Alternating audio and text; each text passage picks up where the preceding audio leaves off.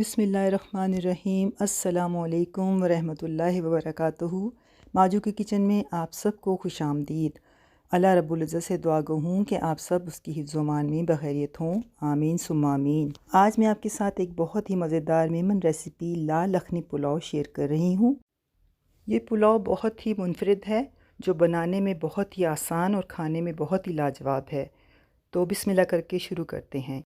पुलाव बनाने के लिए मैंने 1.5 कप ऑयल लिया है और इसमें 3 बड़े प्याज लाइट गोल्डन ब्राउन होने तक मैं इसको फ्राई करूंगी।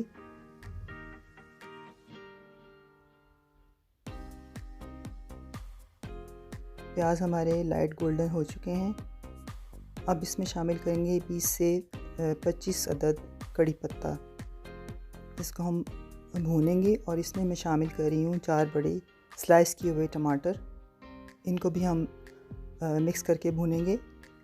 मसालों में मेरे पास साबुत कुटा हुआ धनिया 1 टेबलस्पून, 1 टीस्पून हल्दी, हस्बे ज़ायका नमक, 1 टेबलस्पून कुटा ज़ीरा, 1 टेबलस्पून लाल कश्मीरी मिर्च और 1 टीस्पून पेपरिका पाउडर है। ये हम इसमें शामिल कर देंगे।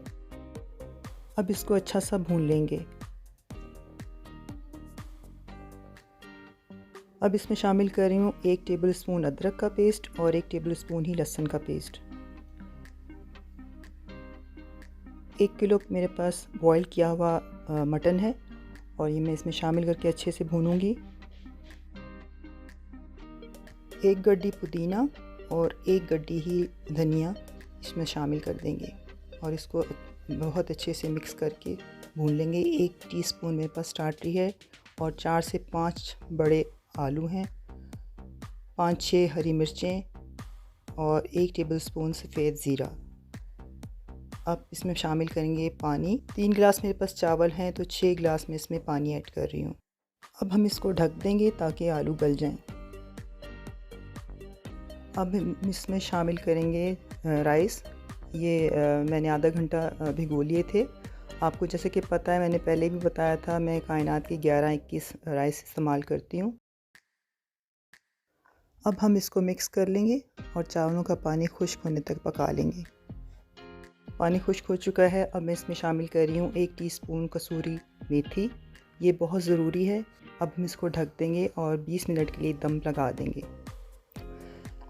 माशाल्लाह हमारा लाल यखनी पुलाव तैयार हो चुका है। अब हम इसको डिश आउट कर लेते हैं। माशाल्लाह देखें चावल कैसे खिले खिले बने हैं। पुलाव हमारा बहुत ही मज़ेदार और यमी बना है। आप इसको खाएंगे तो इंशाल्लाह आपको बहुत लुत्फ़ आएगा। आप ये यखनी पुलाव बनाएं और मुझे कमेंट करके ज़रूर बताएं कि ये आपको कैसा लगा। प्लीज़ मेरे चैनल को सब्सक्राइब करें, वीडियो को लाइक करें, फ्रेंड्स में शेयर करें और मुझे दें इजाज़त इस दुआ के साथ कि जहाँ भी रहें शाद रहें, आबाद रहें, मेरे साथ भी मेरे बाद भी। अल्लाह हाफ़िज़।